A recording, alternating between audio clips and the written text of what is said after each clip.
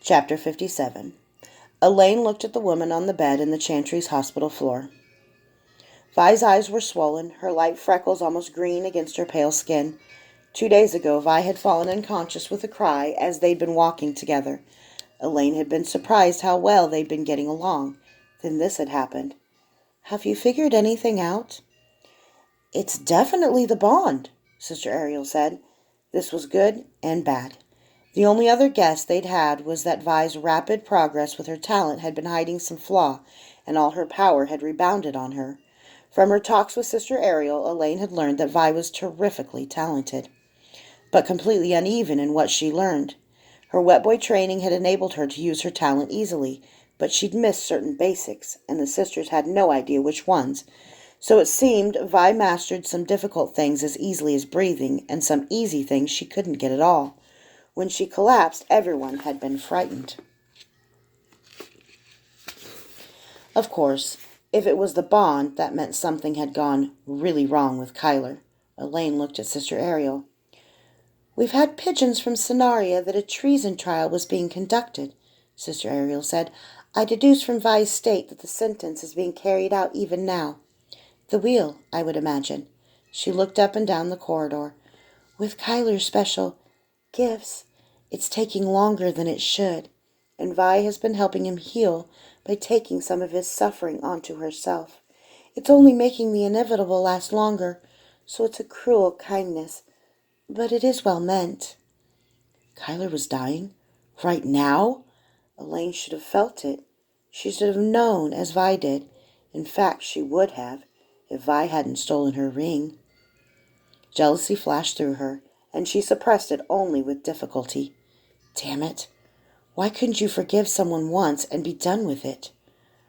"Why would she help him like that?" Elaine asked. "One can only guess, but then I don't claim to know much about love." The word was a blow. Vi loved Kyler? This much? Vi sat bolt upright and shrieked. Her eyes met Elaine's. She grabbed her own shins. "No, can't do it. I'm not strong enough. It hurts too much." She fell back on the bed, babbling, then shrieked again, holding her arms. "No, Kyler, no!" Then she lost consciousness, and Elaine knew Kyler was dead. Sister Ariel stepped forward immediately and grabbed Vi's earring. She tried to pry it off, but it wouldn't budge. "Damn it! The bond's not broken. Not even by his—" She trailed her off, realizing that this place was too public to admit Kyler's immortality. "I was hoping, well, not hoping that he would. You know what? But that if he did, that the bond would break." Sister Ariel grimaced and looked away. "It was my last hope for you. The bond really is forever. I'm sorry, Elaine. I'm sorry." The walk through the golden halls of death was familiar now. Kyler glided forward, not really touching the ground. It was as if the mind constructed movement as walking, having to impose some order on a realm that existed without human analogues. The antechamber of the mystery was exactly as he remembered it. The wolf sat on his throne, yellow eyes lambent, hostility etched into his burn-scarred face. 2 doors sat opposite him, the plain wood door through which Kyler would walk back to life, and the gold door leaking warm light around its edges, barred to him forever. The ghostly presence of others filled the room. They moved unseen, staring, talking about him. "Congratulations, Nameless," the wolf said. "You've proved you can sacrifice yourself like you don't care if you die. Like you don't give a damn about the living. How like the young." The wolfish smile was cruel. Kyler was too tired to play games. The wolf didn't intimidate him any more. "Why do you hate me?" he asked. The wolf cocked his head, taken off guard. "Because you're a waste, Nameless. People love you more than you have any right to, and you treat them like they're shit to be scraped off your boots." It was so unfair after what Kyler had gone through that he threw his hands up. "You know what? To hell with you. You can make your little cryptic comments and hate me if you want to, but at least call me by my fucking name." "And what name is that?" the wolf asked. "Kyler. Kyler Stern. Kyler Stern? The Stern, Undying Dyer? That's not a name, it's a title. It's a judge." "Azoth, then." You are many leagues from that shitless, witless rat. But even were he, do you know what Azoth is? What do you mean? The wolf laughed unkindly. Azoth is an old word for quicksilver. Random, formless, unpredictable, literally mercurial. You, nameless, can be anyone and thus are no one. Your smoke, a shadow that melts away in the light of the day. Kage, they call you, a shadow of what you could be and a shadow of your master, who was a titan. My master was a coward. He never even told me who he was, Kyler shouted. He blinked. The depth of his rage left him shaken. Where had that come from? The wolf was pensive. The ghosts in the room fell silent. Then, in a murmur unintelligible to Kyler's ears, one of them spoke to the wolf. The wolf folded his hands over his stomach. He nodded, acquiescing. Prince Achilles Thorn of Treathal was a warrior, and not much else. Neither introspective nor wise, he was one of the rare good men who love war. He didn't hate himself or life. He wasn't cruel. He simply gloried in a contest with the highest possible stakes. He was good at it, too, and he became one of Jorson Alcestis's best friends. That nettled one of Jorson's other best friends, an easily nettled archmagus named Ezra, who thought Achilles a charismatic fool who happened to be good at swinging a sword.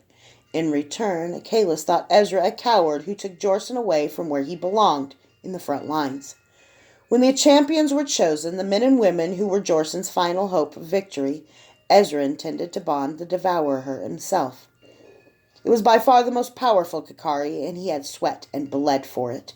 The only man to whom he would willingly surrender it was Jorson, but the devourer didn't choose Ezra or Jorson. It chose the sword-swinger. Perhaps you can appreciate why it seemed odd that an artifact which by its nature was concerned with concealment would go to a man completely lacking subtlety. It did seem odd, though the choice had obviously proved wise. The devourer didn't choose your master simply because he was an obscure choice. It chose Alcestis because it understood his heart. Alcestis loved the clash of arms, but most men who love battle love it because it proves their mastery over others. If the devourer had given itself to a man who loved power as Ezra did, it would have spawned a tyrant of terrible proportions. Think of a god-king made truly a god, and you have a bit of it. What your master loved at his core was the brotherhood of war.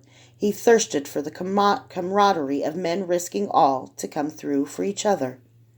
The devourer is nothing if not talented at setting up tensions. For your master to take the Black Kakari, he had to leave that brotherhood. He had to give up what he loved most and become known as a traitor. That tension forced Achilles to become a deeper, wiser, and sadder man. Then, of course, there was the devourer's greater tension and greater power. Your master was a man of war, but the vagaries of war are such that even the mighty must be clipped by a stray arrow, might be clipped by a stray arrow, or a following horse, or the mistake of a friend. So your master lived with the tension of his calling, pulling against his fear of any he loved. Achilles sought to live in peace. He had a few lifetimes as a farmer, a hunter, an apothecary, a perfumer, a blacksmith. Can you imagine? Yet though they were full lives, sometimes married, even with children, they were not fulfilled lives. For a man who denies what is essential to his being is a man who drills holes in the cup of his own happiness. How could he help but resent those he loved as they kept him from his calling? He was a man who could lead armies, who could defeat invasions almost single-handedly. This man was compelled to farm? By his own love? Time and again he returned to the battlefield because the evil was too great to be ignored, and sometimes he was victorious, and there was no price to pay, and sometimes his wife died. But it was worse when his children died. His marriages never survived his children's death. He was a man who never learned to forgive himself. Kyler was missing some essential piece that the wolf thought he understood. But the man kept speaking, and Kyler was so hungry to hear more about his master that he didn't dare interrupt. So in the end, he sought to defeat the power of the Kakari by defeating love, the wolf said. He thought that if he refused to love, death could take nothing from him. He deafened himself to a love's voice with killing and whoring and drinking. He became a wet boy because wet boys cannot love. He was ultimately successful, and the Kakari abandoned him because he finally knew love's antithesis. Hatred? Indifference. When Vonda's life was threatened, Durzo was relieved. The path he took was a reasonable one. He kept the Kakari out of young Gareth Ursel's hands, but the truth was that he didn't really care if Vonda died. That was what broke the Kakari's bond. But he came back, even after I bonded the Kakari. Because he loved you, Kyler. He chose to die for you, to give up everything he still had, his sword, his Kakari, his power, his life, for you. There's no greater love. Such a death was rewarded with new life. By who? You? Kyler asked. The wolf said nothing. The Kakari? The god? Perhaps it is just the way greatest magic works. Justice and mercy entwined. It's a mystery, Kyler. A mystery on par with the question of why is there life at all. If you wish to answer the mystery by posting a god, you can. Or you can say that it just is. In either way, be glad for it is a gift. Or a most fortunate accident. Kyler felt suddenly small in the workings of the universe, vast beyond comprehension, vast and yet perhaps not as ambivalent even to Durzo's suffering. One last life, a sheer gift. The Kakari was even more strange and marvelous than he imagined. Kyler shook his head, I thought it was just amazing magic. The wolf laughed, and even the ghosts in the room seemed startled. It is amazing magic. It just isn't just amazing magic. The most potent magics are tied to human truths, beauty and passion and yearning and fortitude, and valor and empathy. It is from these that the Kakari draw their strength as much as it is from the magic they are imbued with. And the darker truths? Kyler asked. All human truths. Vengeance and hatred and glorying in destruction and ambition and greed and all the rest have power. The trick to being truly powerful is that your character be in line with the magic you attempt. Meisters make terrible healers. By the same token, most green mages have too much empathy to make war. The more fully human you are, the greater the diversity of your talents. The more deeply you feel, the more potent your gifts. That, Kyler, is why you called the Kakari. You ached for love. Not only did you want to be loved, as do we all, but you wanted to lavish love on your beloved. You wanted it with your whole being, and you thought it had been denied to you forever. The way he said it embarrassed Kyler. Don't be embarrassed, the wolf said. What is more human than to love and be loved? Between loving and thinking that love was denied you, that tension amplified your power. That tension's with me still, isn't it? Kyler asked. For my love will always be dangerous to those I love. Clever, isn't it? Your power is tied to your capacity for love. The creator of the Kakari gave you a gift and built into it the means to keep it forever powerful. No mean trick, that. A mean trick is exactly what it is, Kyler snarled. What the hell am I supposed to do? It's a problem, the wolf said, shrugging. But Kyler wasn't listening. He could feel the blood draining out of his face. Oh, my God, he said. His heart was a thunder in his ears, a rock in his chest. He meant he was dangerous to those he loved because his enemies could always threaten them. That wasn't what the wolf meant. He'd been telling Kyler for 5 minutes, and Kyler hadn't understood. Breathless, Kyler asked, You mean every time I've died someone I love has died for me? Of course. That's the price of immortality. Kyler's throat constricted. He was suffering. Who? Sarah Drake died when Roth killed you. Mags Drake died for Scarred Warble's arrow on the trail. Ulana Drake died when the God King killed you. Kyler's knees buckled. He wanted to throw up. He wanted to faint. Anything to not be. But the moment stretched on, and in the midst of the gale, he found himself thinking, thank the God it wasn't Uli or Elaine, and then he cursed himself for the thought.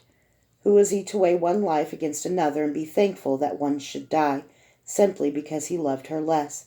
He'd killed them. Count Drake had taken in a foul-mouthed, amoral guttershite and made him part of his family, and Kyler had murdered the Drakes through his carelessness. His arrogance for every gift Count Drake had given Kyler, he'd repaid with grief.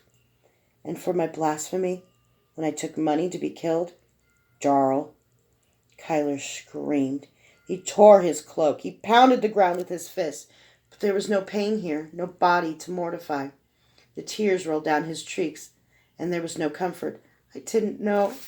Oh, God. The wolf was astounded. But of course you knew. Jerzel left you a letter on his body. He explained everything. He told me he put it in his breast pocket. I couldn't read it. It was soaked with blood. I couldn't read a damn thing. The last revelation hit him. Who is it this time? He asked desperately. Who dies for me this time? The wolf was aghast. His lambent eyes and scarred face softened, and he looked fully human for the first time. Kyler, I'm sorry. I thought you knew. I thought you knew all along. Please, I'll trade back. Let me trade back. It doesn't work like that. There's nothing either of us can do. This time, it's Elaine.